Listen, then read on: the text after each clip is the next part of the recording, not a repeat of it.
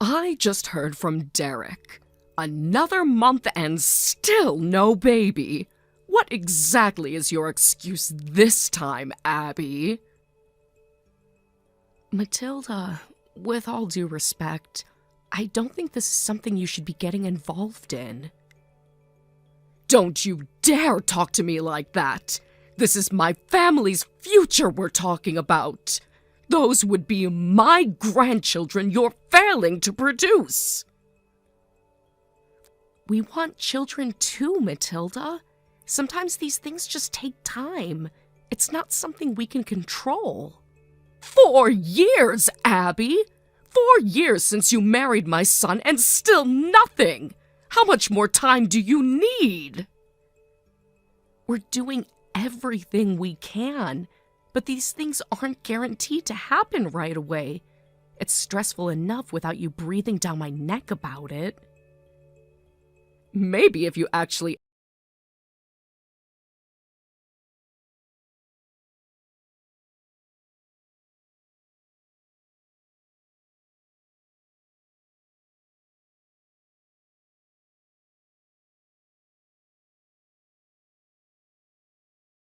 it's a miracle he even tries. Matilda, that is absolutely not something you should be commenting on. And frankly, it's deeply disturbing that Derek would discuss those kinds of things with you. Why shouldn't he? I'm his mother. He comes to me for advice like any good son would. This is completely inappropriate. Our marriage is between us. You have no place in our bedroom conversations. Maybe if you actually acted like a wife instead of a frozen corpse, we wouldn't be here. Maybe if you were a little more adventurous and exciting, we'd have a grandbaby by now. I can't even begin to tell you how wrong this entire conversation is. There are boundaries, Matilda. Serious ones. Don't lecture me about boundaries, girl. You're the one who hasn't held up her end of the bargain. What bargain? I married Derek because I love him, not to sign some invisible pregnancy contract. Love doesn't put babies in cribs, Abby. Action does. And you clearly don't have what it takes. This isn't your call to make, Matilda. This is our marriage, our family. You need to back off. Too late for that. Derek's been thinking about divorce, you know. He's tired of waiting. He wants a real wife who can give him what he needs. There's no way Derek said that. He did. And you know what? I agree with him. Your probationary period is over. Probationary period? I'm not a rental car, Matilda. I'm his wife. Not for much longer. 4 long, wasted years. 4 years with nothing to show for it. Derek deserves better. And he's finally going to get it. What are you talking about? Calm down. They haven't met yet. No affair or anything shady. I'm not like that. Then what are you talking about? I found someone for him. A younger, healthier woman. Someone who will give Derek everything he's been missing. I can't even believe what I'm reading. Believe it, sweetheart. She's perfect. Pretty, energetic, eager to start a family. She'll give Derek children the way a proper wife should. You're disgusting. I don't even have words for how wrong this is. Don't get mad at me because you failed. You had your shot. You blew it. I'm not having this conversation with you anymore. I'm going to talk to Derek. we're going to have a real conversation without you inserting yourself into our marriage. You do that, but don't be surprised when he tells you the same thing I did. He's ready to move on, and so am I.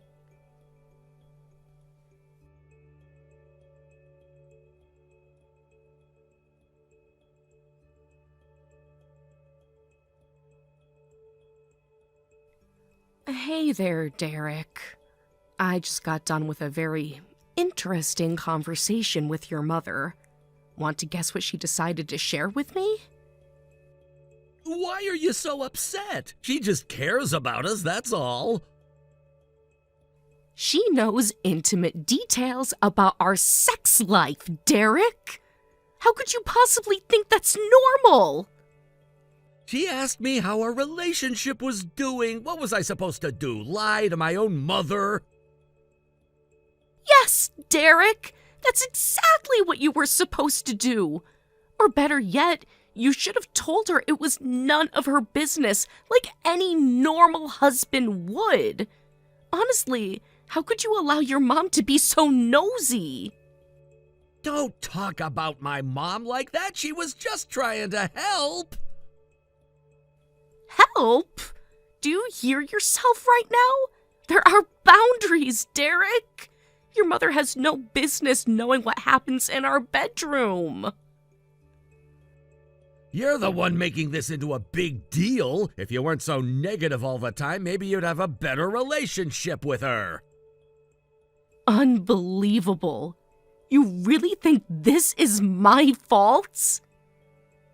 You're always criticizing her. What do you expect? She's just looking out for me. Okay, so that's not going to do it for you, huh?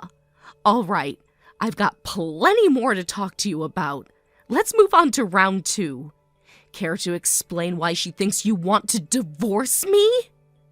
Look, what do you expect me to do? You still haven't gotten pregnant, Abby. We've been trying for 4 years. So that's it? Because I haven't given you a baby on your mother's schedule, you want a divorce? It's not just that. You never even try to make things exciting. Maybe if you'd wear the costume I asked you to wear, things would be better. Are you serious right now? You think fertility issues are solved by dressing up like a French maid? My mom said it might help. You never even consider trying what she suggests. Oh my God. You're a full-grown man taking sex advice from your mother. Don't say it like that. You're twisting everything. Am I? Tell me, Derek, at your big age, how is it normal for your mother to be this involved in your marriage? You're just being mean. I'm telling my mom you said that about her. Thanks for proving my point. You can't even stand up for yourself without running to her first. You're impossible. You never appreciate anything I do. You never do anything without her approval. Maybe if you respected her more, things wouldn't be this way. Maybe if you respected me more, we wouldn't be having this conversation at all. Whatever. You're just bitter because you can't do the one thing a wife's supposed to do. Oh, you mean get pregnant on demand like a prize cow? Grow up, Derek. If you're not gonna give me a baby and you're just gonna keep being a jerk to me and my mom, then yeah, maybe I do want a divorce. Good. At least now you're finally saying it out loud. Don't act all righteous. You brought this on yourself. No, Derek. You and your mother brought this on yourselves. I spent 4 years trying to build a real marriage with you, but it turns out I wasn't married to a man. I was married to a little boy who still needed his mommy to tell him what to do. stop it! You're being so unfair. You think this is unfair? What's unfair is the way you let your mother humiliate me. What's unfair is the way you chose her over me every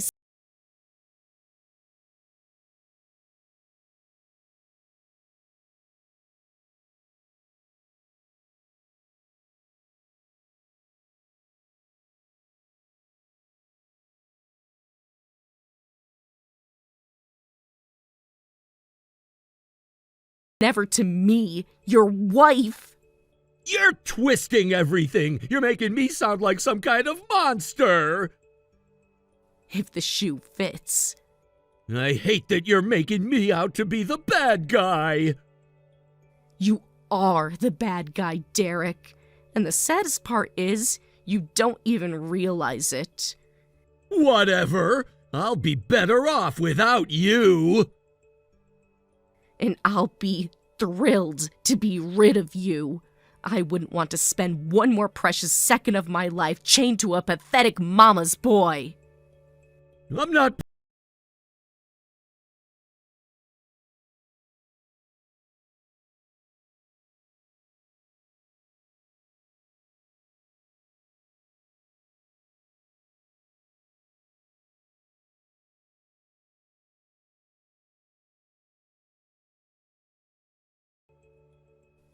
You lying little snake! I knew you were hiding something from us. Matilda? What on earth are you talking about now? Don't you dare play dumb with me. I saw you today, walking around town with that child. Okay. And? And? You think I wouldn't recognize my own grandson when I see him? Matilda, seriously, I have no idea what you're talking about. Don't lie to me! You've been hiding Derek's child all this time, haven't you? You kept him away from his father. You kept him away from me. Wow, you're really jumping to conclusions here. Answer the question, Abby. Do you have a child? Yes, I do. I knew it. I knew you were a liar all these years. But he's not Derek's child. Oh, please. Don't insult my intelligence. I saw him with my own 2 eyes. That boy's at least 4 years old. You're wrong, Matilda. He's not 4. He's 2. 2? Don't you dare lie to me again. I'm not lying. He just turned 2 last month. I've raised children myself, you little witch. I know what a 4-year-old looks like. Congratulations! You're still wrong. You're just saying that to cover your tracks. You can't fool me, Abby. I know that boy is Derek's. He's not. End of story. End of story? End of story? You're not getting away with this.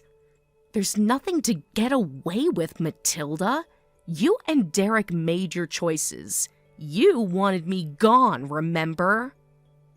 You ran off with my grandson!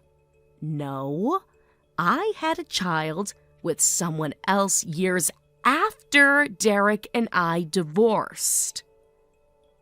Liar! I saw the way that boy smiled.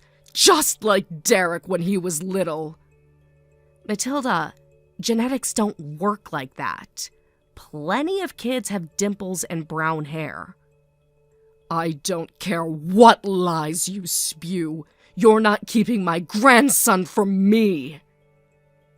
Matilda, he is not your grandson. You think you're so smart, don't you? think you can rewrite history and get away with it? I'm not rewriting anything. You're just refusing to accept reality. I should have known better than to trust you. You were always a little snake.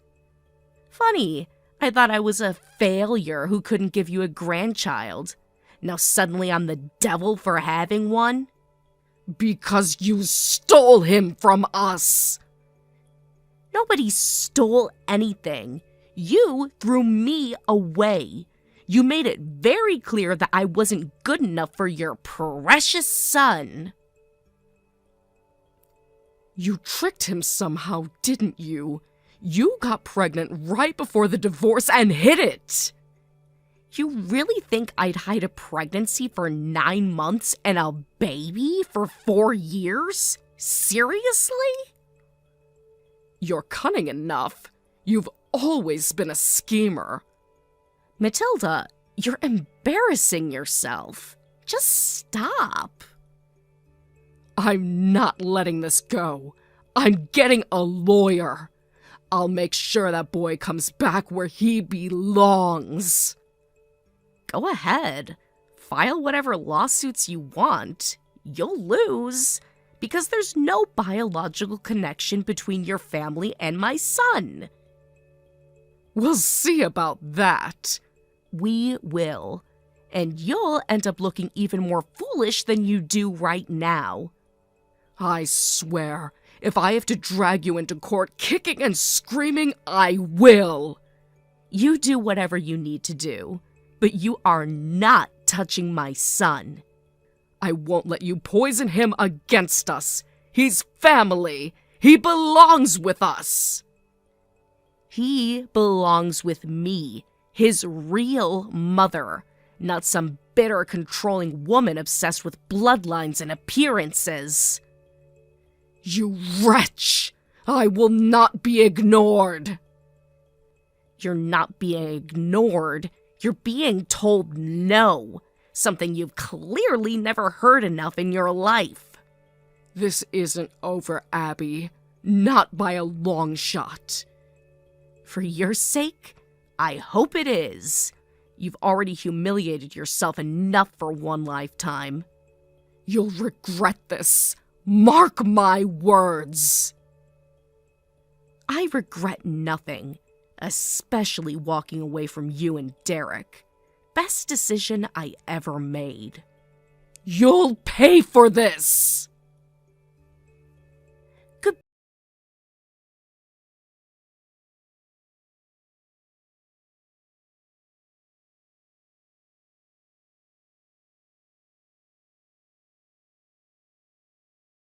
Unbelievable! I just heard from Mom! You've been keeping my son from me all this time! Oh, for the love of... not you too. Don't you not...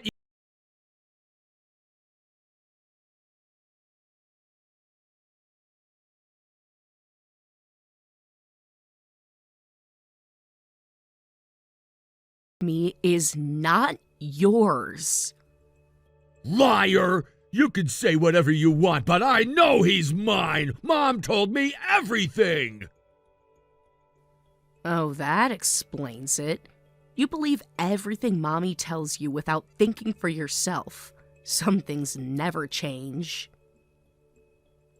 Shut up! Don't talk about her like that! She's the only one who ever really cared about me! Right. Because obviously a caring mother would encourage her adult son to stalk his ex-wife about a child that isn't his. He looks just like me! You can't lie your way out of this one, Abby! He's not yours, Derek. Period. You're so selfish, keeping my kid from me just to spite me! Again, not your kid. I cried for an hour straight when Mom told me what you did to me! How could you be so heartless? Honestly, that doesn't surprise me. You've always been good at crying when you don't get your way. You don't get to mock me! You stole my son! There was no stealing. There's no secret. You're just making a fool of yourself based on a fantasy your mother invented. I'm not letting this go! I demand to see him! And I'm telling you no. You have no right. You can't keep him from me! I'll go to court! I'll tell everyone what you did! Feel free. I'll bring the birth certificate.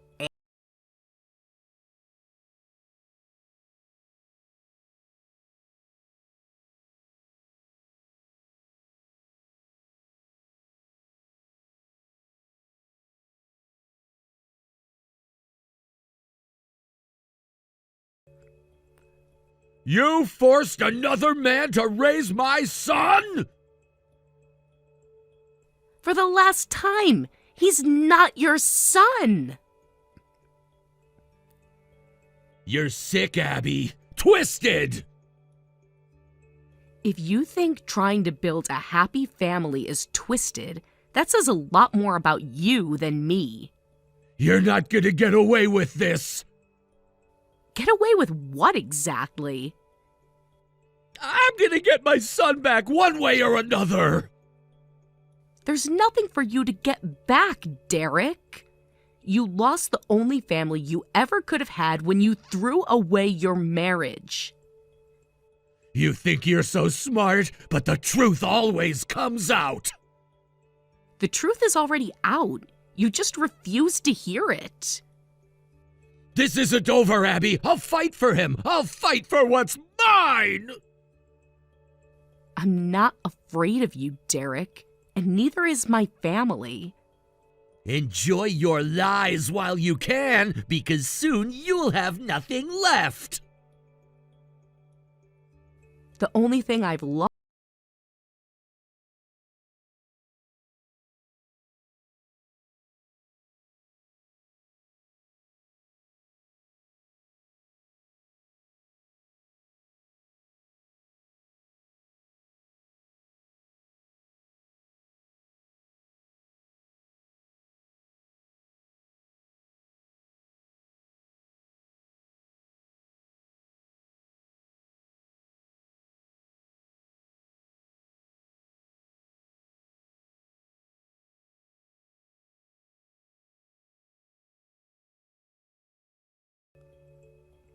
You're insane! They're gonna realize it's all just a misunderstanding! Misunderstanding? You and your deranged mother tried to kidnap a child from a daycare! You're making it sound worse than it was! We were just trying to bring my son home! You really are hopeless. And just when I thought you couldn't get any lower. Thanks to Mom, we finally knew exactly where he was. We just needed to get him out of there. Get ready for the best part, genius. The boy you tried to kidnap? Not your son. Not my son either. Liar! He looks exactly like me. Everyone sees it. Yeah, my sister's son. Yeah? Well, you and your mother are blind as well as brain dead. That little boy you scared half to death? That was my nephew. What? My sister's son, Derek. You know, my sister who gave birth about 6 months after you and I got divorced? No, that doesn't make sense. It makes perfect sense.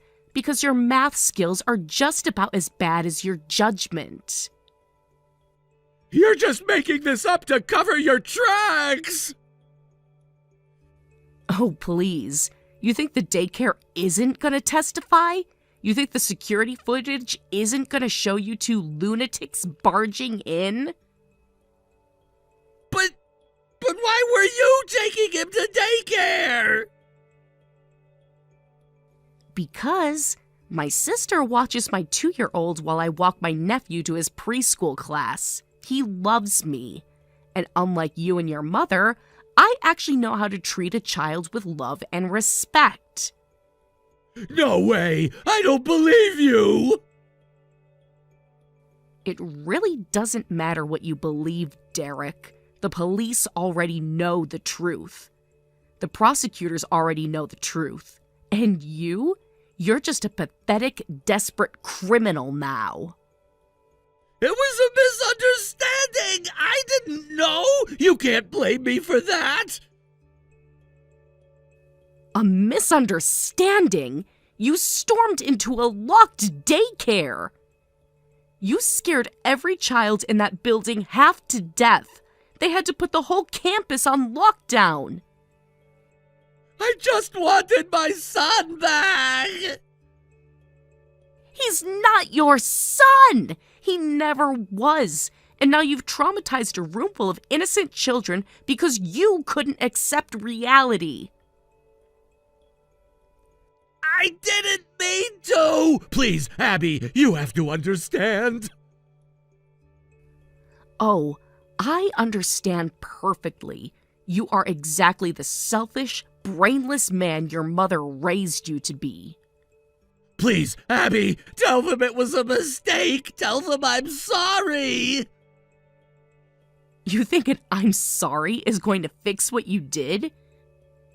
You think those terrified little kids are just going to forget the crazy man who tried to drag one of them out of class? I wasn't trying to hurt anyone! Intentions don't erase consequences, Derek. You're lucky they didn't shoot you on sight. Please, Abby, I'll do anything! Don't let them throw me in jail! You earned every single day you're about to spend behind bars. And if there's any justice in the world, you'll have plenty of time to reflect on all the ways you failed as a man. Abby, please, I'm begging you! Save your breath. I'm not wasting one more second of my life worrying about you. You're not my problem anymore. I'm sorry! I'm sorry for everything!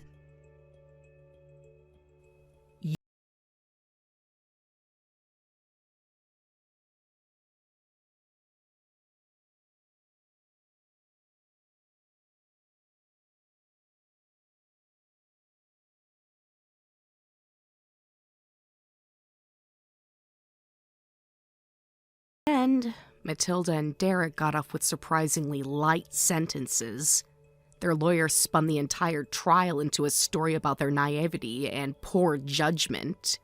He was practically begging the court to see them as harmless fools instead of criminals. Honestly, it wasn't far from the truth. The prosecutor shredded them during the closing arguments, but stupidity isn't a crime, and unfortunately it worked in their favor. They'll still carry criminal records for the rest of their lives, but I would have preferred to see them behind bars for a lot longer. What haunted me more was what they put my nephew through. I felt an enormous weight of guilt toward my sister for everything that happened. She trusted me to walk her son to school, and somehow my past came crashing into that safe little world. I took her out to a nice dinner to apologize. She was incredibly understanding, even when I didn't deserve it. Though, being my sister, she couldn't resist teasing me a little. She said if I had picked a husband with an IQ higher than his age, none of this would have happened. I can't even argue with that. She has me dead to rights. Thank you for watching. Please subscribe and hit the like button. See you next time.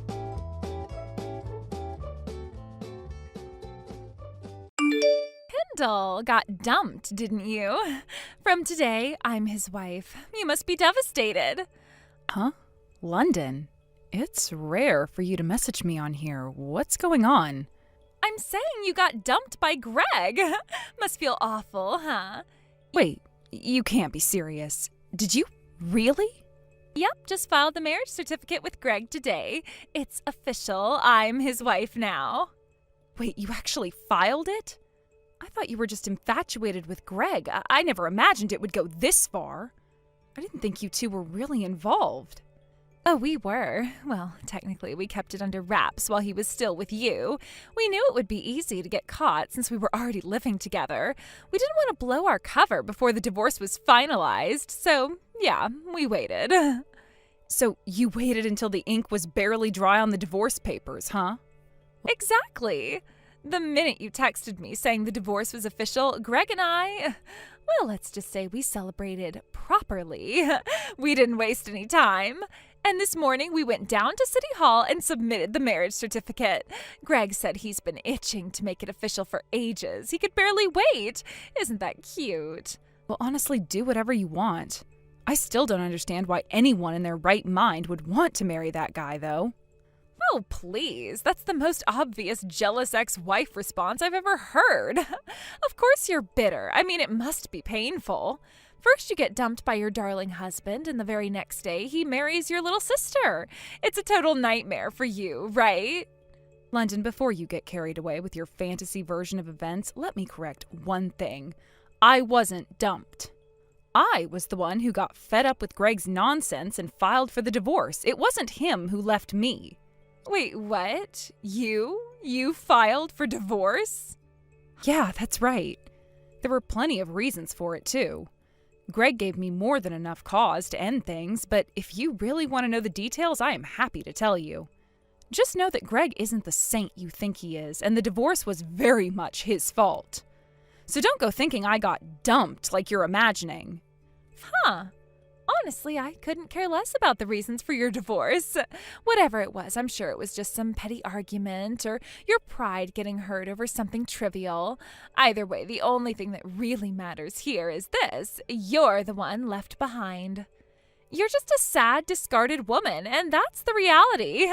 That's the only thing that matters. Fine, I won't waste time explaining anything to you then. Exactly. Besides, if I ever care enough to know why you two split up, I'll just ask Greg myself. Anyway, speaking of the divorce, now that it's final, you should probably start packing and move out of the house. Excuse me? Why should I be the one to move out? This is my family's house. Greg was living here because he was married to me. Now that we're divorced, he's the one who needs to leave. But now I'm his wife, your sister. So technically, since I'm here too, Greg still has every right to stay. That means you're the one who should leave. That's the logical next step, don't you think? I'm pretty sure the logical thing would be not to marry your sister's ex-husband in the first place, but whatever. Look, it's simple. You need to move out. Mom and Dad are on board with this too. They think it's best, so it's 4 against 1, and that means you're the one who has to go. Wow, 4 against 1, huh? Guess I'm outnumbered. Fine, if that's how it is, I'll move out. Honestly, it'll probably be a relief to be away from all of you. Living on my own has plenty of upsides anyway, so I am not complaining. Look at you trying to act all tough, like moving out is something you want to do. Don't pretend this is anything but a loss for you. Uh-huh, sure. You can think what you want. Anyway, I'll plan to be out by the end of the month. What? At the end of the month? Can't you leave sooner than that? Well, I need time to arrange for movers and pack everything up. Or are you volunteering to help me with all of that? Ugh, no thanks. That's your problem, not mine. Then the end of the month it is. Fine. I guess that's okay as long as you're gone eventually. Oh my god, I can't wait. I'm going to turn your old room into my personal walk-in closet. I've been dreaming about this forever. It's going to be amazing.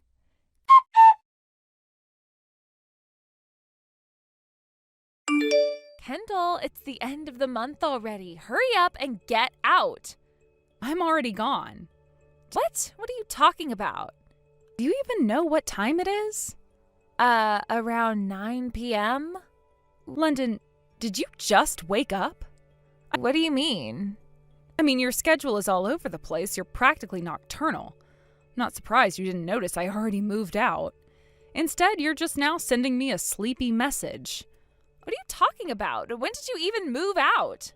Oh, London, you should be embarrassed. You are so out of touch, it's honestly a bit sad. Hey, hold on. Honestly, it's been a blessing to leave that house. I've been wanting to move out for a while, and now I finally have. Seriously, what's your deal? By the way, don't bother asking for my new address. You're not getting it. Like I care? Why would I even want to know where you were living? Good, I figured as much. Just thought I'd give you a heads up. You might want to start looking for your own place soon. What do you mean by that? Why would I need to move? That house is going to be sold. Huh? What are you even saying right now? The house will be sold. I'm handing it over to a real estate agent in early next month. So you'll need to make sure you're out by the end of next month. Are you out of your mind?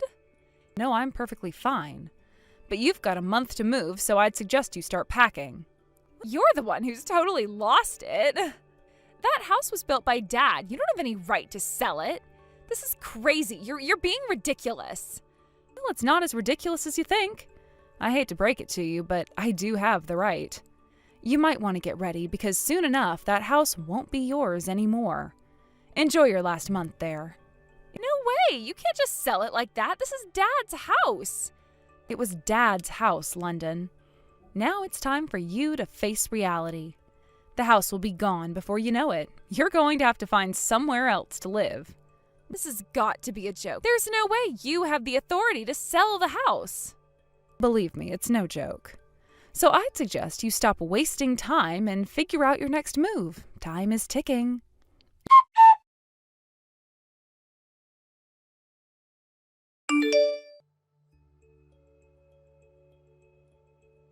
Kendall! I just got told to get out. Did you really go through with selling the house like you said you would? Did you actually sell it? This house belongs to Dad. That's illegal. Are you seriously jealous because I took your husband and now you want to take revenge or something? You've thrown out so many issues, I don't even know where to start. What do you mean? I'm trying to warn you that you're the one committing a crime. All right, if you insist, I'll break it down for you point by point. First of all, the house isn't under your dad's name anymore. What? Remember a few years ago when we renovated parts of this house? Yeah, I remember. That renovation cost $300,000. I paid for all of it. No way. And I paid it all in one lump sum. $300,000 in one go? You're just an office worker. How did you manage to save that much? Oh, I guess I didn't mention it. I co-founded a business with a friend, and now I'm the executive director. Wait, seriously? Plus, around that same time, Dad's company went bankrupt.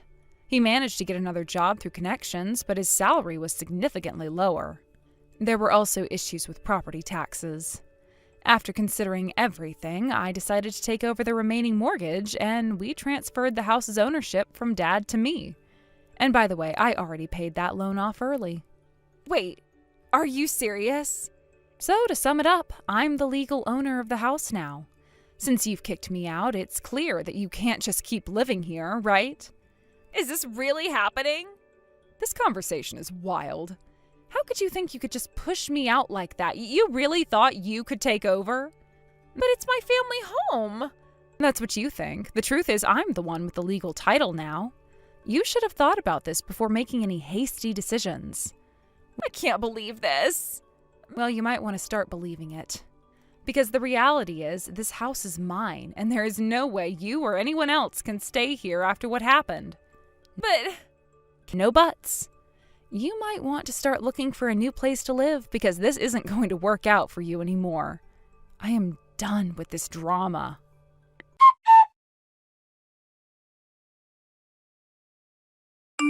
Kendall, is it true that Greg isn't a full-time employee but a part-timer?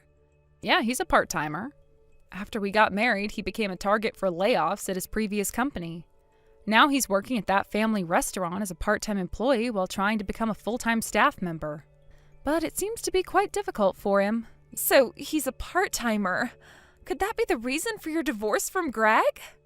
Yeah, at first I thought it would be okay since I had a stable income and could support us both. But the money he makes as a part-timer goes entirely into his personal spending. He doesn't contribute even a single yen to our living expenses. He leaves all the household chores to me, and when he's at home, he just lounges around playing mobile games and eating and sleeping all day. I started to question the point of being married to Greg, and that's ultimately why we ended up getting divorced. I see. I always thought Greg had the higher income. So what? If you're saying that Greg's low income is affecting our living situation, then you should really consider getting a job yourself. Wait, me? You kicked out the highest earner in the family. It's only natural that you take on some responsibility for that. No way! I want to be a stay-at-home wife. If that's the case, I'll just divorce Greg right now and hurry to find a rich husband instead. I don't think it's that easy in the real world. Besides, can you please just move out already? The real estate agent has been telling you repeatedly, right? What? We're family. Can't you cut me some slack? Even if we are family, once a real estate agent is involved, there is no room for leniency. That's just unfair. Look, London, it's about time you face the reality of the situation. Greg's choices and your decisions have consequences. You can't just expect to stay here indefinitely. I can't believe this. You're really going to kick me out of my own family home just like that? Yes, I have every right to do so, especially since I'm the one who's been managing everything financially. You've made your choices, and now you need to deal with the fallout. But what about the family ties? I thought that meant something. Of course family matters, but responsibilities do too. If you want to remain a part of this family, you need to step up and contribute. So what? I'm supposed to just abandon my dreams of being a stay-at-home wife and find a job instead? If that's what you really want, then yes. You need to adapt to the situation, especially since it was your decision to marry Greg and then depend on him. This is ridiculous. I can't believe you're putting all the blame on me. It's not about blame. It's about reality. Sometimes you have to face hard truths, London. It's time to think about what's next for you. Fine, I'll figure something out, but don't think I'll go quietly. I wouldn't expect anything less. Just remember, you have to start being responsible for your own choices.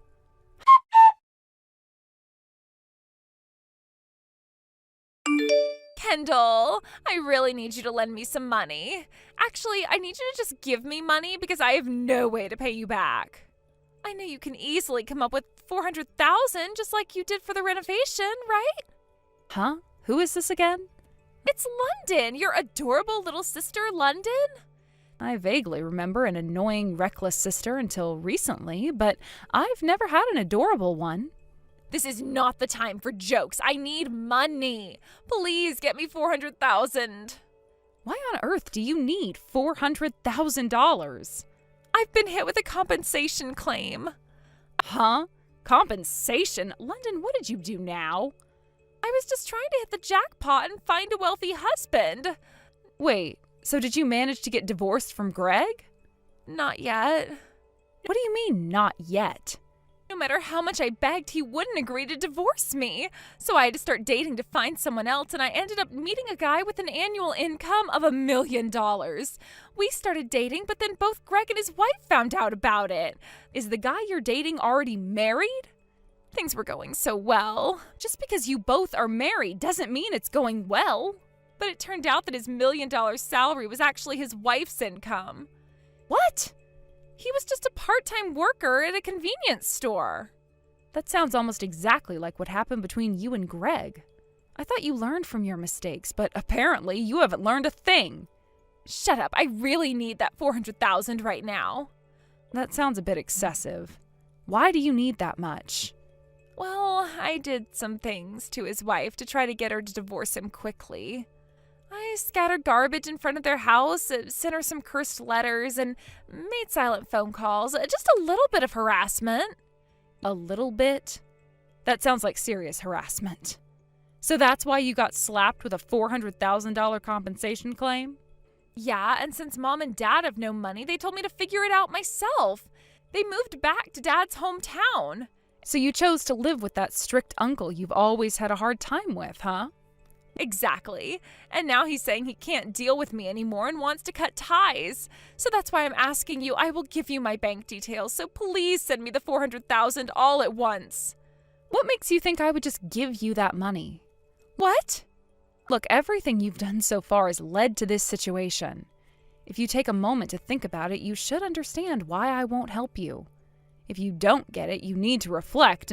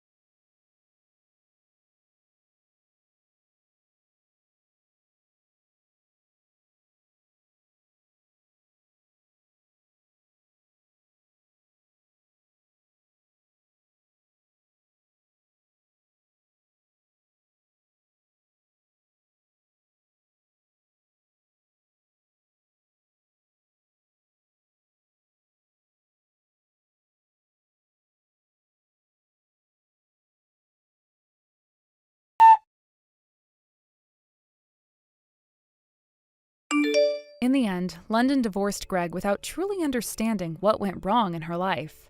Despite the fallout from their relationship, it seemed she couldn't grasp her own shortcomings. Just a few days after their last text exchange, she found herself facing an unexpected demand. Greg was asking for alimony. Although the amount he requested was somewhat less than the market average, it still felt like a crushing blow for London, who was already drowning in her own debt of $400,000. The shock of it all left her slumped on the floor, feeling completely lost and bewildered. Realizing she had to start working to pay off her debts, London hurriedly rushed to the employment office. She sought a live-in job, thinking that would help her get back on her feet. However, given her previous behavior, her immaturity, and a tendency to underestimate the realities of life, it was hard to envision her thriving in any job. After all, she had been living in a bubble of privilege for so long that facing the harshness of the real world was bound to be a rude awakening. At her new job, the challenges started piling up almost immediately.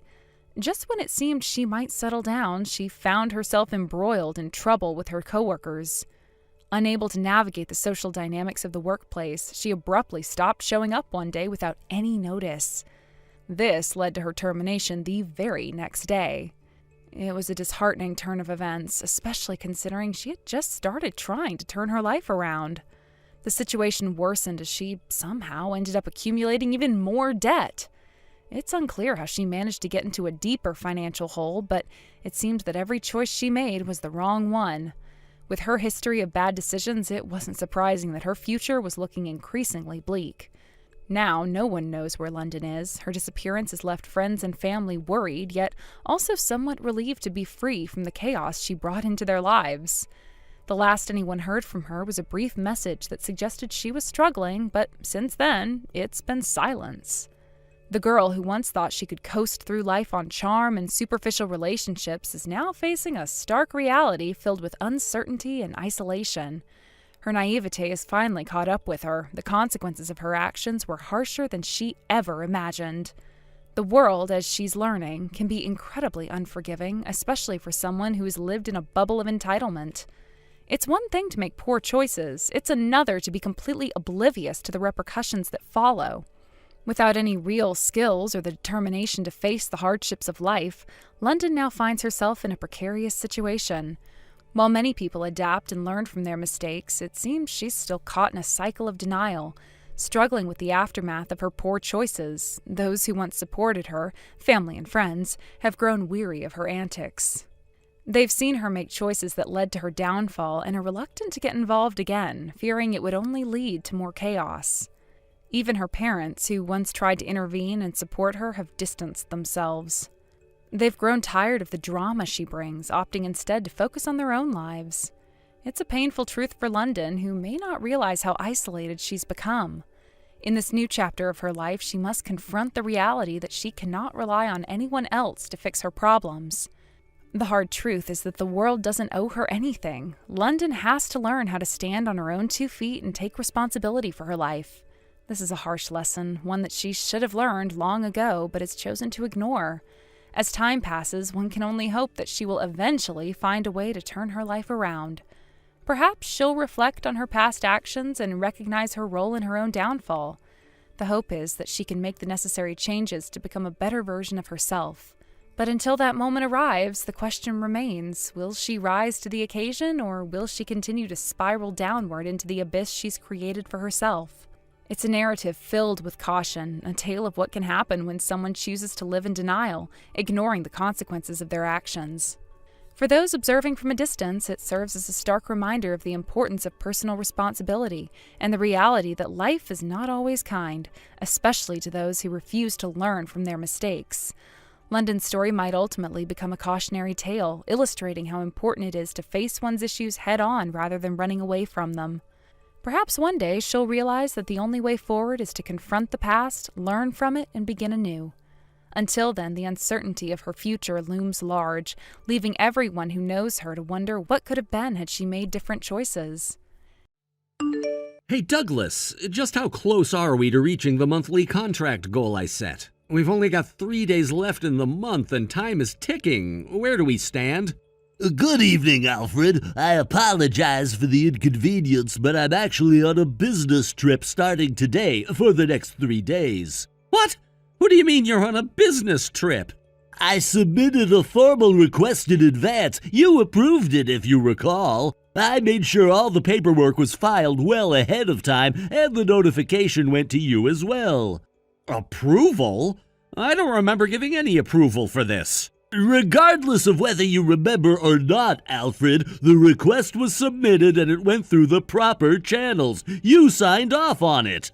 I told you I don't remember anything like that. If I don't remember it, it didn't happen. If I say I didn't give approval, then that's the end of it. My word is final. End of story. Now about the contracts, how close are we to meeting the quota? I'm telling you there are only 3 days left and I don't want to hear excuses. You know, it's a little unusual to set a target this close to the end of the month, especially with only a few days remaining to hit it. Consider it a warm-up for next month. You can think of this as your practice round, so you'll be ready to hit the ground running when next month starts. You've been here long enough, you should be used to these kinds of targets. Before we continue, may I clarify something? What is it now? You're already testing my patience, Douglas. In the sales department, as far as I understand, we've never enforced individual quotas for each salesperson. Our system is built around team performance and overall department targets. That's how it's been, and that's the policy set by the company president himself. We report total contracts at the end of the month, but individual quotas? We've never done that. You've been a part of this department for a while now, so surely you're aware of this policy. Yeah, that might have been the case up until yesterday, but things are different now. The president's away on medical leave, and while he's gone, the company's number 2, our vice president, is in charge of everything. So while the boss is out, the vice president is making decisions. And one of those decisions handed down from the top is that we're moving to individual quotas. Every salesperson is going to have to meet specific contract numbers from now on. This is the first I've heard of this change. Well, of course, you're hearing about it now. You weren't at work today, were you? We had a briefing this morning where this was all discussed, but since you were off on your little trip, you missed the entire thing. So yeah, no wonder this is news to you. As I mentioned earlier, this trip was approved, Alfred. It wasn't some last-minute decision. Everything was properly documented. I don't care. Approved or not, that doesn't change the fact that we have new targets, and if you're not meeting them, it's going to be a problem. If you haven't hit your numbers yet, you need to get back here immediately and start closing contracts. I don't care where you are or what you're doing. That's an order from me, your superior. And don't think you're getting any special treatment just because you've always been at the top of the sales leaderboard. That doesn't mean you're exempt from the rules everyone else has to follow.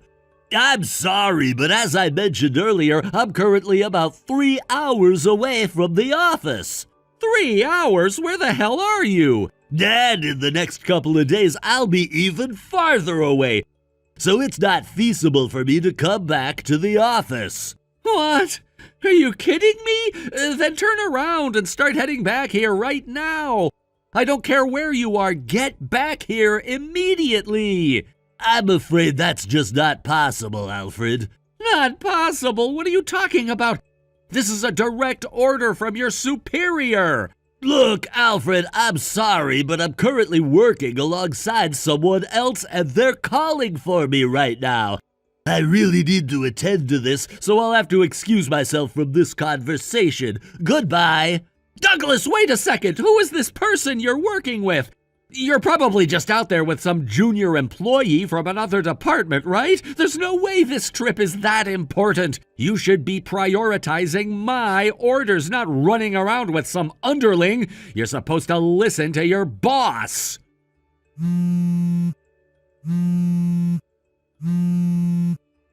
Douglas, answer the phone! You'd better pick up the next time I call or you're gonna regret it. Do you have any idea what's gonna happen the next time you set foot in this office?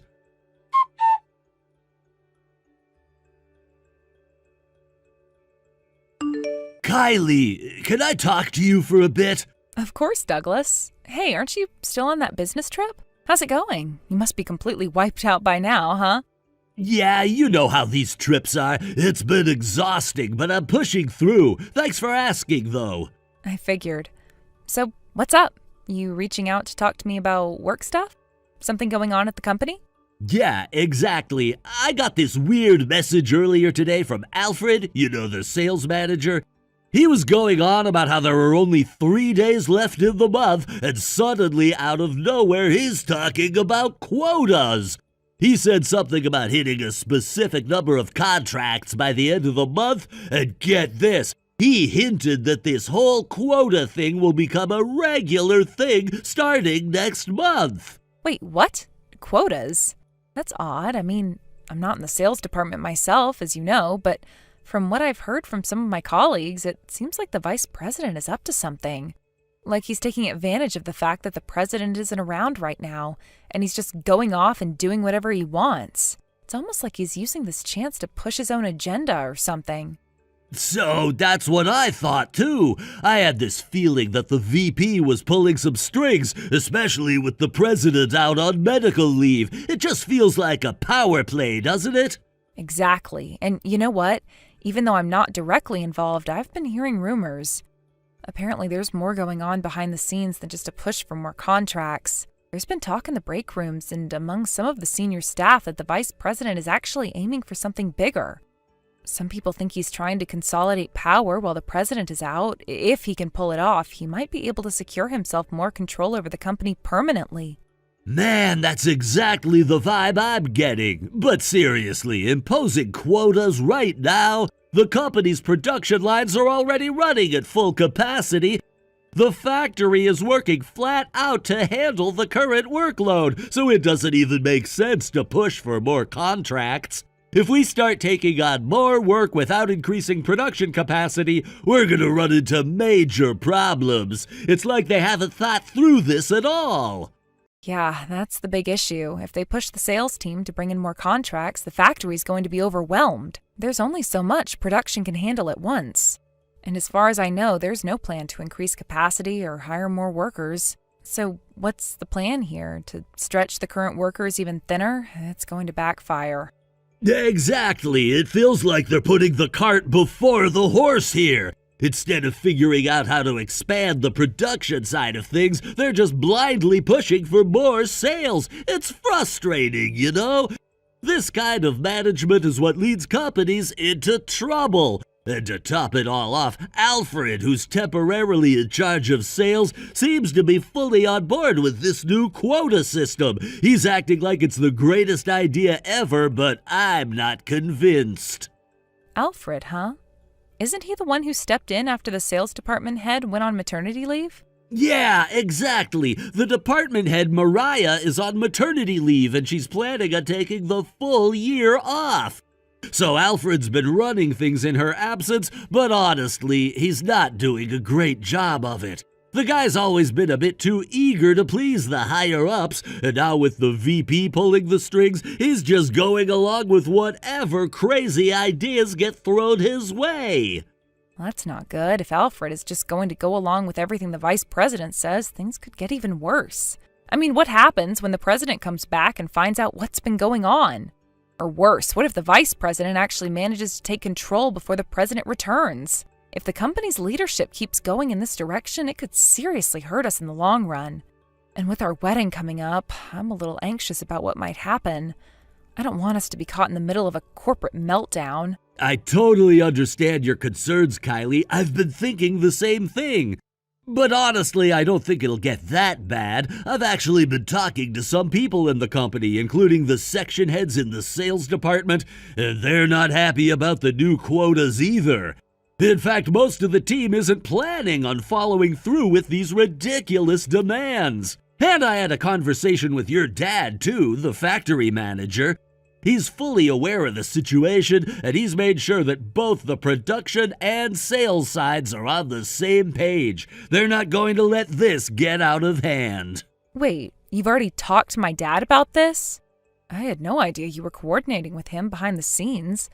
Is there something bigger happening here? Are you guys planning some kind of resistance? I can't say too much right now, Kylie. There are some things in motion, but it's not something I can talk about yet. Just trust me when I say that we're working on it. The situation isn't as dire as it might seem, and we're not going to let the VP's crazy plans ruin everything. The people who care about this company are still here, and we're not going to let it fall apart. That's reassuring. I guess I was starting to worry a bit too much. I mean, I trust you, Douglas, and I know you'll do whatever it takes to make sure things don't spiral out of control. It's just everything feels like it's happening so fast. And with the wedding coming up, I just wanted to make sure we're set up for the future, you know? Yeah, I get it, and I promise you we're going to be fine. The wedding, our future together, none of this corporate nonsense is going to derail any of that. I've got your back, and I'll make sure things stay on track.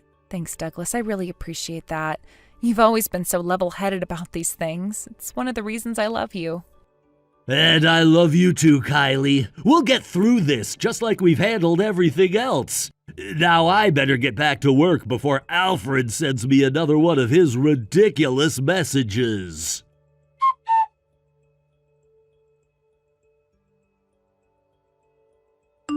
Hey, good morning, incompetent one. Looks like you couldn't hit your target this month, huh?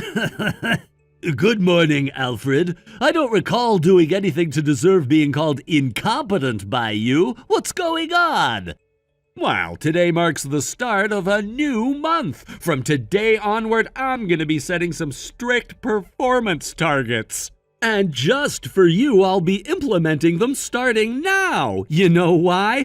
Because you skipped the last 3 days of the month and didn't even bother to inform me about it. Those 3 days were supposed to serve as a warm-up period, but instead you just slacked off.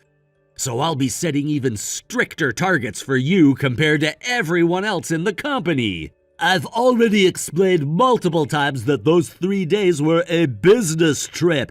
It was fully authorized and I followed all proper procedures to get the time off. I don't understand why you keep bringing this up. Frankly, it's getting old and tiresome. It seems you don't understand your position here. I've got the vice president backing me, who is currently the acting head of the company. If I decide to, I can fire you anytime I want. You should really keep that in mind. I see. So what you're saying is that you and the vice president are actively trying to push me out of the company. Am I understanding that correctly? Well, that really depends on your attitude and how you respond to this situation. Is that so? All right then, I'll submit my resignation right now. What? Wait, what? I'll go ahead and hand it in during the next company-wide meeting. That way we can make it official and get everything sorted out. Huh? Today isn't even a day for a full company meeting. What are you talking about? Oh, didn't you hear? There's an emergency meeting happening this morning. No one told me about this. It was a direct order from the president. The president? Wait, the president is back at the office? Yes, the president returned to the office today. Already? I thought they were on medical leave for a longer time. Well, it seems the medical leave has been postponed. Apparently, there were some urgent matters that needed addressing before they could take time off. Urgent matters? What does that even mean? Well, considering the recent developments in the company, it seems the president wanted to ensure everything was under control before stepping away completely. That's all well and good, but what does that have to do with me? Oh, by the way, Alfred, I haven't seen you around this morning. You didn't happen to miss today's start time, did you? What do you mean? Of course I'm here. Really? Because it doesn't seem like you're at your desk right now. No, I'm just handling some things. I had a few urgent matters to deal with.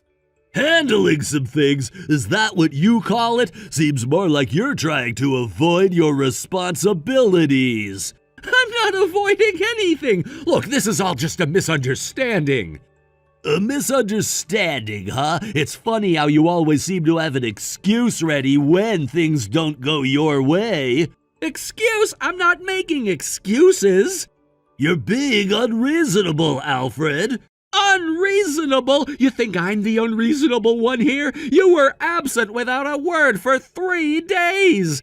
Do you understand how that affects the entire team? We rely on each other, and your lack of communication puts everyone in a tough spot. Listen, I had my trip approved and I did everything by the book. I don't see how this is my fault. Oh, come on! You're really gonna stand there and tell me that? We both know the company has expectations and you failed to meet them. You should be taking this seriously. Taking it seriously? You're the one who's acting like a child. Just because you have some newfound authority doesn't mean you can dictate how everyone else should work. Authority? You think I'm doing this because I enjoy it? I'm just trying to keep things running smoothly. You, on the other hand, seem to be intent on derailing everything we've worked hard for. Derailing? Don't put that on me.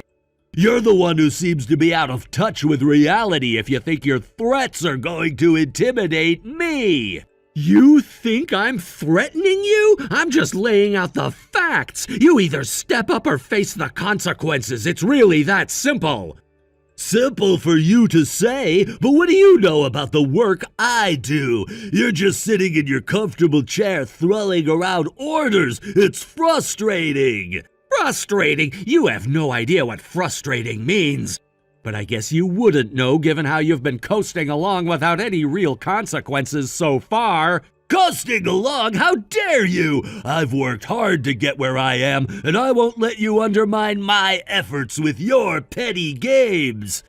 This is about accountability. If you want to stay in this company, you need to start acting like it. Otherwise, you might find yourself out the door sooner than you think.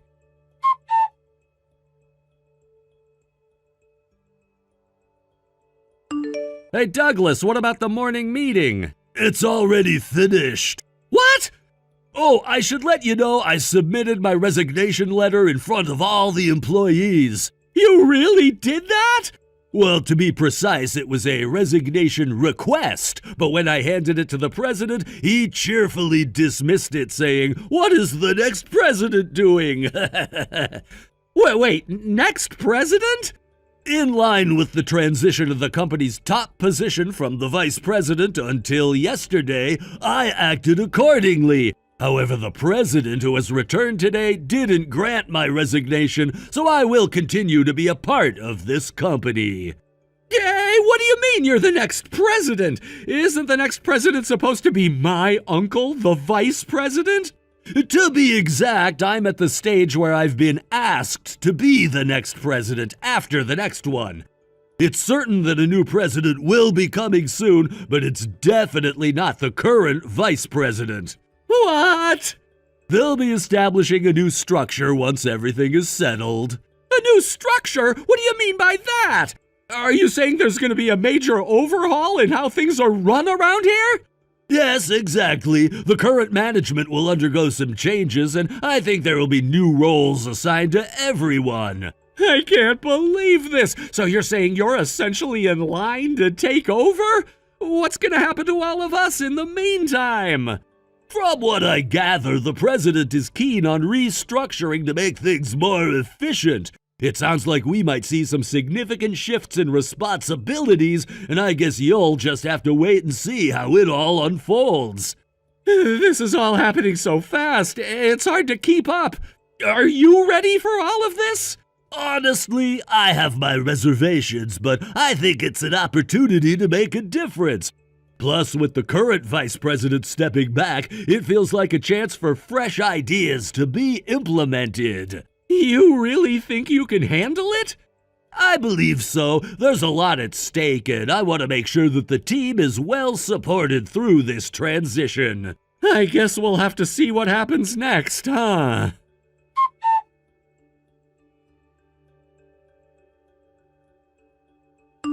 The fact that both the vice president and I are under house arrest is absolutely unbelievable! Why is this happening? Do you really not have any idea? What are you talking about? I'm referring to the former sales manager who left the company 6 months ago after being held responsible for a massive loss. Huh? And the former sales assistant manager who was demoted and had his salary cut 3 months ago for losing a contract with a major client and was subsequently transferred to the E-Town sales office. Wait, what? You genuinely don't remember anything about the treatment of these two individuals? What are you saying? If you still think no one has figured it out, I can only say you have quite a delusional mind. What are you suddenly talking about? In reality, both of these situations stem from your mistakes, right? You cried to your uncle, the vice president, and successfully pinned the blame on both the former manager and the former assistant manager, securing the vacant manager position for yourself. Meanwhile, your uncle was preparing to set you up as the manager to finally take down the president, who's been a thorn in his side for a long time. Then the news came that the president was going into medical treatment. What? Your plan was to seize control of the company by acquiring a large number of new contracts and expanding the business. You thought that by building up your achievements as a manager, you could force the president into retirement and solidify your position. Alfred, you imposed stringent sales quotas on your subordinates in the sales department just as you were told. You're spouting completely unfounded accusations. If you keep dragging my uncle and me into this, I will sue you. If you can, go ahead. What? I was on a business trip accompanying the president to directly meet with the former manager and the former assistant manager. What? There were many employees who were already on their side, and evidence of their innocence has been steadily gathering. All I needed to do was confirm the earlier conjectures and ask how they wished to proceed, and the former manager stated that he is already working in a different company and has no intention of returning. The former assistant manager expressed a desire to be reinstated to his previous position and salary, but they both share a common wish to sue you and the vice president for damages. Sue for damages? Regarding that, the president is preparing a lawyer for both of them. A lawyer is getting involved? The disciplinary actions from the company are a separate issue altogether. What? I believe you will receive further communication regarding this, so it would be wise not to take any unnecessary actions and simply wait patiently. Are you serious? This definitely means I'm going to get fired. You really ought to start connecting the dots, Alfred. This situation doesn't look good for you or the vice president. The board will be taking a closer look at everything that has happened over the past several months. The two of you have created a mess that's now come back to bite you. So you're saying it's all over for me? You've been in a position of power, but that power has also brought you a lot of scrutiny. It's not just your actions, the implications of those actions have put a spotlight on both you and the vice president. The way you've handled the sales quotas and shifted blame is creating an environment of distrust among the staff. People are starting to talk. I can't believe this is happening! I thought I was doing what was best for the company, pushing us forward. It seems like every step I took to improve things is now being twisted against me. Yes, well, that's what happens when you prioritize your interests over the company's welfare. It's become quite clear that you were more focused on your ambitions rather than fostering a healthy workplace culture. That's going to come back to haunt you. So, what do you suggest I do? Is there any way I can salvage this situation? I'd say you just sit back and stay quiet while the investigation goes on, and then prepare yourself to be let go by the company and have to find yourself a new job. But I don't want to go!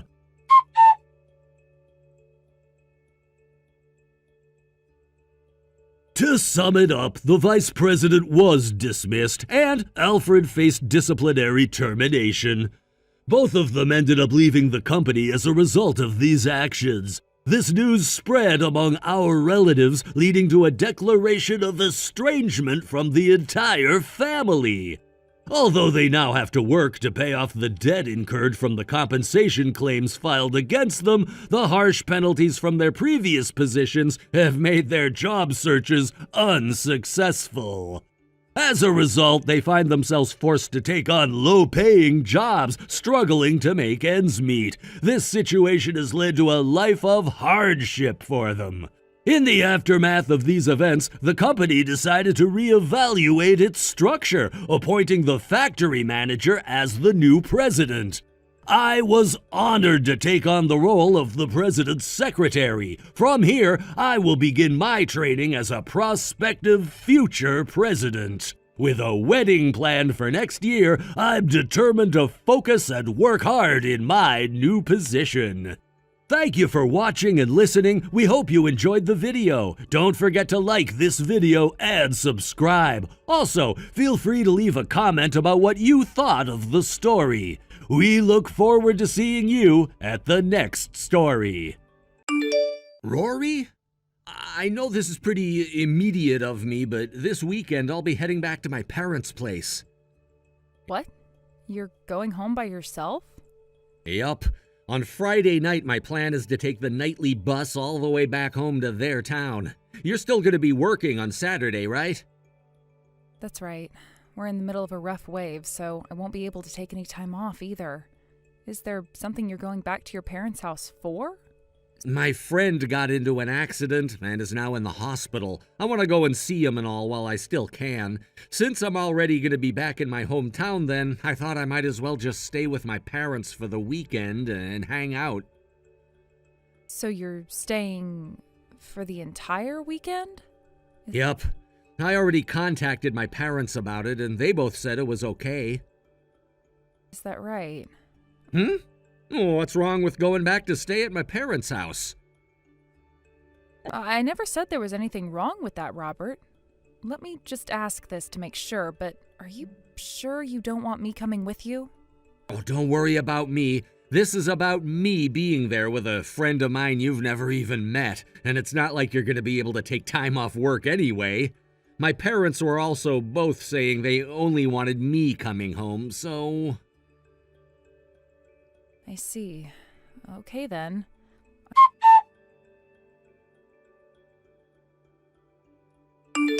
I finished work. I hope you had a good day there.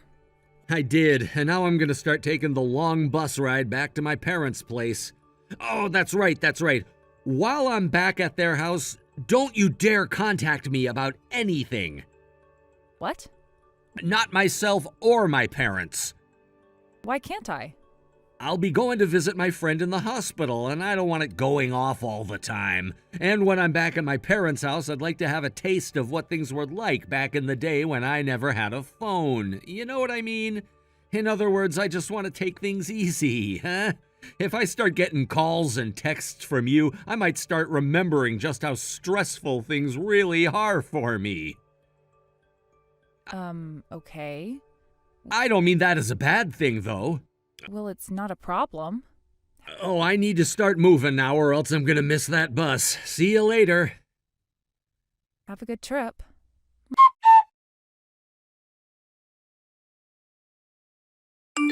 Mom, good evening. This is about what I mentioned to you before. Hello, Rory. And good evening to you, too. How are things going there? Just as I expected. I'm heading back home now is all I really got from him. He told me that he had just finished up work and would be getting on the night bus to head to your guys' place for the weekend. I see. Just to be sure that there wasn't someone like that, my husband and I called all around and heard nothing about one of his friends being in the hospital right now. Everyone around here knows about Robert, so I made sure to ask every single person I could about one of his friends, and nothing came back about one being injured. Thank you for doing that. I'm sorry if that took a lot of your time away from you, though. No worries about that. Another thing, Robert told me not to contact him at all while he's back with you guys. Oh, why could that have been? He said something about not wanting his phone ringing all the time while he's at the hospital, and about how while he's back at your guys' place, he wants to feel like a child again with no stress. Those things. I see. All right then. I'm so sorry for what my little brat has done to you. No, you don't have to apologize. The fact that I have both you and Dad helping me out with all of this has really made me feel strong and confident inside. I'm not sure if that kid is really going to be making his way back here or not soon, but my husband and I are going to do exactly as we told you and head out to that resort for the weekend. I'll leave all of that to you. Now, be careful out there, please. Thank you, and you take care as well. Try not to overdo yourself. Sure, thank you for saying that.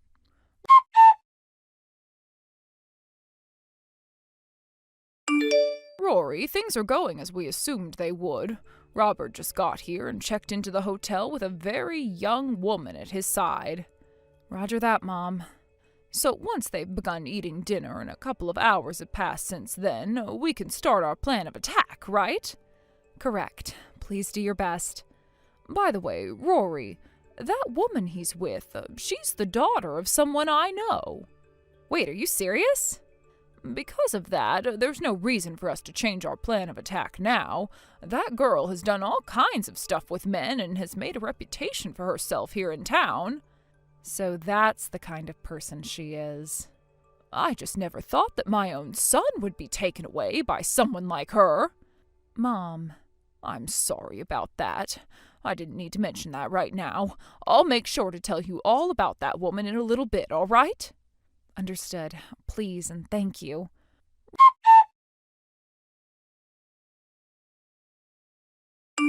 Robert, I'm in trouble. What? Mom? Did something really bad happen or something? I never thought I'd hear that you're in trouble from you. The car at your house got ran into. Huh? Are you talking about my car? That's right. Wait, hold on a second. I never heard anything about my car getting run into or anything like that. If something like that had really happened, I would have heard about the news of it before anyone else, including you, right? And I haven't heard a word from Rory about it either. Right now, who all heard first about your car doesn't matter. Just know that your car was ruined when it was hit, and this is an emergency. I get that this is a huge problem. Where are you at right now? What? I'm at a resort with one of my friends right now. Well, then tell them that something's come up and that you need to head home right now. What? Are you more worried about your friend and that resort or about your family and your car, which was just ruined? I get it already.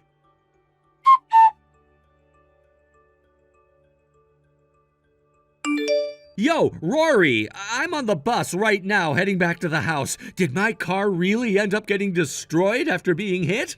Well, I never heard anything from you about that before. Does that mean you weren't even aware of that happening yet or something? Hey, are you gonna pick up your phone and reply to me yet?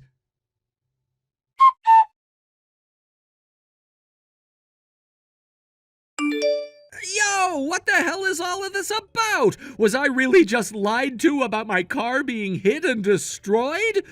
Who the hell was the one that made up all that crap about my car? Well, hello, Robert. Are you back at the house now? Hey, Rory! Where the hell are you at right now? You should be finished with work by now, right? I'm finished. Well then, where the hell have you been this whole time? The next town over, back at my parents' house. What the hell is going on over there? I heard about how my car was hit and ruined by my mom, which has turned out to be some massive bullcrap. Oh? I had told your mom that everything would be up to her in terms of that. But I guess telling you that your car was ruined would be the best way of getting you to come home as soon as possible. Huh? I'm not really sure what's going on here, but you knew about the lie? And you were able to get my mom to lie to me about it all? In other words, both you and my mom were in on all of this? Why would the both of you do this to me? Were you too busy smooching with that girlfriend of yours at the resort for all of this? Huh? I knew you would be, so I made sure that your mom made up a really good lie that would get you to run home without even thinking first, and taking you away from her. What are you going on about? I don't have any girlfriend right now. Listen, Robert, sorry to say, but I know all about you and her. What? That girl you've been cheating on me with happens to have lived in the same neighborhood as your parents do, but has now been living close to you and I ever since she moved out here after high school. And she so happens to be only 19 years old and working at that favorite bar of yours here in town, right? Did you get so excited about seeing a girl close to 10 years younger than you from the past and taking things one step too far because of it? I'm sorry, but it is frickin' disgusting that a man who is almost 30 now has been having sex with a girl who is just over half his age now. What? How did you find out about this? Both your mom and your dad went to a resort close by to their town, thinking that would be just the place you'd be heading to with her. They were both the ones that saw everything play out, by the way. What? They saw you checking into the place with her, standing right beside you that whole time. They were able to find out where I'd be staying with her? How did they manage that? Listen to this, Robert. I had a look at the computer the other night, and on Google there was still a tab open to that resort, and it was saying thank you for booking 2 nights there this weekend. What? You used that website as well, then? Did you not just hear me say that I logged into the computer and that tab was still open? I was actually getting on to book a place for my mom and I to go for myself this weekend. And that's when I ran into what you'd left for me to see. Damn it!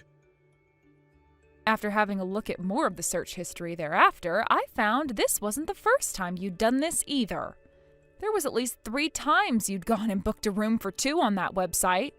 But I never went anywhere with you before. That was the moment I realized that you were most likely cheating on me and that I needed to talk with your parents about it. And so, that's how the two of them found where I'd be staying. That's right, Robert.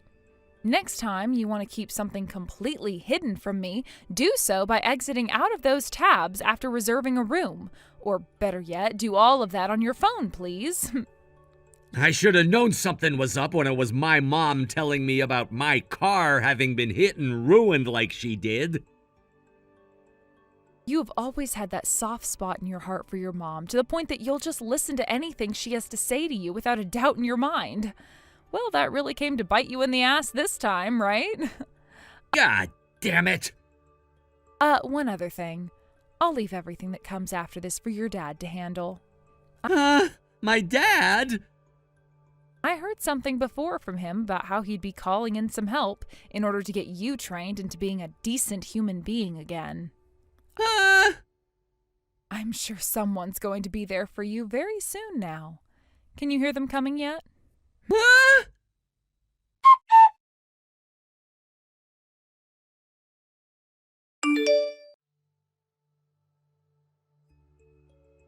What the hell is up with this all blacked out van?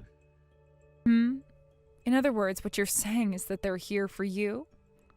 That's what I'm saying! I'm pretty sure you're in the middle of a crisis over there, so it's surprising you can still text me right now. I told them to let me text you so I could ask one last thing, and so they gave me my phone back and let me talk with you. Why would a blacked out van be sent to get me? Well, that van is the company van for a mining company. What kind of mining company are you talking about? One that mines coal. It's the kind of place ne'er-do-wells like yourself end up working at when the rest of the world can't deal with their childish crap anymore. And where they go to learn how to be a proper adult and someone who can be considered a human being again, instead of some stinky pile of trash. I hear that a lot of the people that go to work in those mines come out changed men afterwards. What the hell? And wait, I'm not some stupid ne'er-do-well. And that's why you're going to work there now. You don't seem to get who you really are yet. And wait, what about the company I'm currently working for right now? Hey, come on now. I know you've been fired by them a long time ago. What? After I found out you were cheating on me, I gave your last boss a call and asked about what you'd been doing at work. Turns out that your last boss and I went to the same school together, and he told me all about what actually happened to you some time ago. You'd make out with your coworkers of yours in the company car, and sometimes take them to hotels after work to stay the night. You'd also bring them along with you on your business trips. And then it was found out that you'd spend company money on women, and when asked about all of those things you'd been doing, you said they were all BS. So the company had you fired, right? Wait, who the hell told you all of those things again? You said it was my last boss who you know? I am not reminding you who they are. I hear that you already paid the company back for what you used on yourself, but were then asked for some more when the company realized that was only the tip of the iceberg. Damn it! You've seriously found everything out about me! If you're really that much of a pile of crap, then you're better off down in those mines being of some use to this world.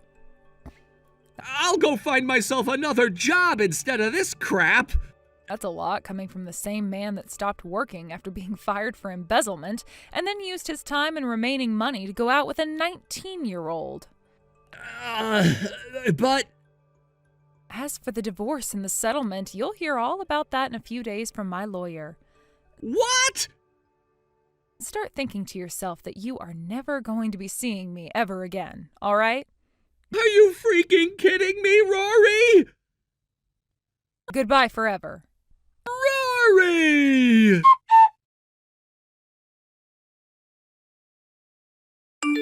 According to the neighbors, the scene unfolded like a chaotic comedy. Robert was in a state of panic when he saw a group of muscular men emerge from the sleek black van parked next to our house. The sight of these intimidating figures sent him into a frenzy. He was shouting, "No, please stop!" in a voice that was more pitiful than threatening, as he darted around the yard, desperately trying to escape whatever fate he thought awaited him. It was as if he had lost all sense of dignity. His frantic movements seemed almost comical, flailing about as he attempted to evade them. But in the midst of his chaotic escape, he stumbled over absolutely nothing, a complete misstep, and that was the tipping point. He ended up crashing headfirst into the garden pond, splashing water everywhere. The image of him, completely soaked and disoriented, is one I can't help but chuckle at even now. Despite being drenched from head to toe, the men didn't let him off the hook. They unceremoniously dragged him out of the pond and proceeded to haul him away to the coal mine's dormitory, their intentions no doubt less than pleasant. It was a fitting end to his embarrassing display, though I had to admit I felt a strange sense of satisfaction watching him be taken away, water dripping from him like some sort of a defeated cartoon character. Meanwhile, the female college student involved in this whole mess found herself facing her own consequences. In light of the emotional damages I had demanded from her, she was promptly expelled from her university. It seemed like a swift decision, perhaps to protect the institution's reputation from any further fallout. She quickly found herself a job, likely out of necessity, as the reality of her situation hit her hard. I heard that she also ended up joining the same group that was linked to Robert, which made for a curious twist of fate. When I filed for divorce, I also demanded compensation for emotional distress.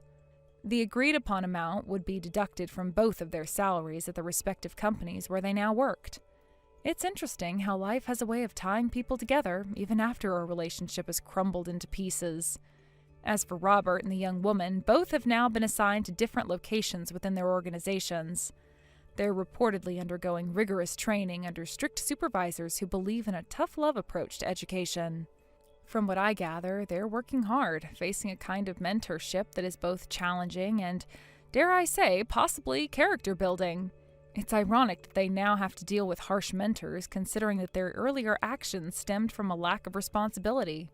The transition from a carefree student life to one filled with the pressures of a working environment must be a jarring experience for them.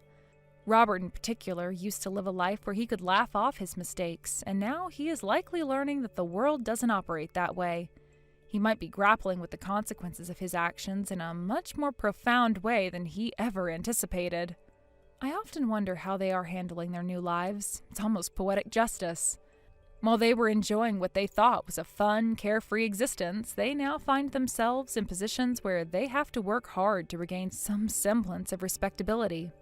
Life can change in an instant, and for both of them, it has become a harsh lesson in accountability. As for me, the divorce process and everything surrounding it were undeniably challenging. But I feel a sense of closure knowing that they are now facing the repercussions of their actions. The emotional toll it took on me was significant, but watching them deal with their own consequences offers a form of vindication. I can move on with my life, and they have to face their new reality, one that involves hard work and the guidance of tough mentors. I've also started to find my own path forward. It's liberating to think that I can make decisions without having to consider the whims of someone else. While they're caught up in a world of hard lessons and difficult tasks, I can focus on my own growth and happiness. The burden of their choices no longer weighs on me. Instead, I feel a sense of lightness and freedom. The universe has a way of balancing things out, and for Robert and the college student, the reality of their situation is a stark reminder of how important it is to take responsibility for one's actions. They thought they could have a carefree life, but now they're learning that every choice has consequences. It's hard not to feel a bit smug about the whole situation. I can't help but smile at the irony. Life has a way of catching up with people, and while I was the one left to pick up the pieces after their reckless decisions, they are now the ones who must navigate the difficult waters of adulthood with all its responsibilities. It feels like I've turned a page in my own life, and they're now stuck in a chapter filled with lessons about accountability and the weight of choices. Thank you for watching. Please subscribe and hit the like button. See you next time.